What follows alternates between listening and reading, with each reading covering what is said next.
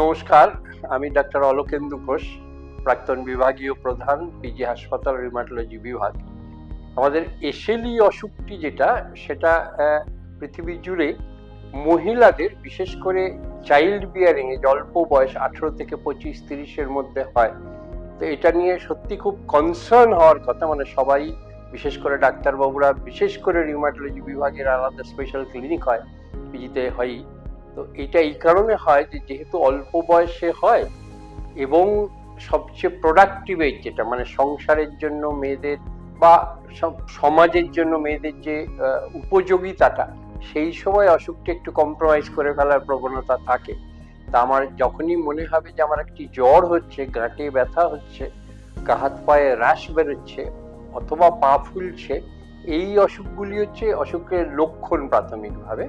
এবং এটার জন্য আমি লোকাল ফিজিশিয়ানের কাছে গেলে খুব বড় সড়ো পরীক্ষা নিরীক্ষা লাগে না, কতগুলি রক্ত পরীক্ষা, হঠাৎ দেখা যায় লোহিত কণিকা বা শ্বেত কণিকা কমছে, প্লেটলেট যে কমছে, সেই যে রক্ত কমতে থাকা ধীরে ধীরে, অথবা ইউরিন দিয়ে প্রোটিন বেরোচ্ছে, অথবা একটা অল্প বয়সে প্রেসার ধরা পড়ছে, এই যে লক্ষণগুলো, এগুলো হলে আমরা তখন এসেলি অসুখটির কথা ভাবি। আর এই লক্ষণগুলো হলে, এসেলি ভাবলে, তখন কিছু স্পেশাল পরীক্ষা নিরীক্ষা আছে, যেমন অ্যান্টি নিউক্লিয়ার ফ্যাক্টর। এটা যেহেতু একটা অটো ইমিউন ডিজিজ, মানে আমি আমাকে চিনতে পারছি না, এটা ভারী মজার ব্যাপার। আমি যে আমি, এইটি আর তখন মনে হচ্ছে, এটা মনে হচ্ছে আমি হচ্ছি সে, আমি নই। তাহলে এই যে আমি হঠাৎ করে আমি থেকে সে হয়ে গেল, তা আমাদের বডির যেটা লক্ষণ, জন্ম থেকে আমরা যেটা নিয়ে জন্মাই, সেটা হচ্ছে শরীর যে কোনো চিনতে না পারা লোককে যুদ্ধ ঘোষণা করবে। তা আমি যেহেতু আমাকে চিনলাম না, আমি আমার বিরুদ্ধে যুদ্ধ ঘোষণা করলাম। তো এই যে অ্যান্টিজেন অ্যান্টিবডি ইমিউন কমপ্লেক্স বলি, ইমিউন মেডিয়েটেড রিয়াকশন, তারা কিডনিতে জমে, কিডনির ক্ষতি শুরু হয়। তো তখন আমরা এই কিডনি বায়োপসিও করা যায় এবং করা হয়। কিডনি বায়োপসিতে কতটা ডিপোজিট পড়েছে দেখে সে অনুযায়ী কিডনির চিকিৎসা হয়। এবং কিডনির চিকিৎসা সঠিকভাবে নিতে থাকলে ভালো থাকার সুযোগ তো বেশি বটেই, নিয়মিত চিকিৎসায় থাকতে হবে।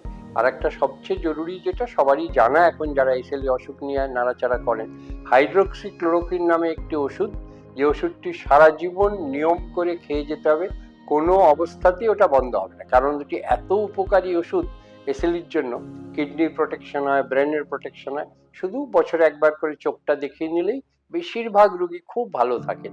আর কিডনির সমস্যার জন্য যে ইমিউনোসাপ্রেশন, যে স্টেরয়েড বা আজকাল ইমিউনোসাপ্রেশন খুব ভালো ভালো ওষুধ বেরিয়ে গেছে, সেইটা দিতে থাকলে ভালো থাকার সুযোগ বাড়ে।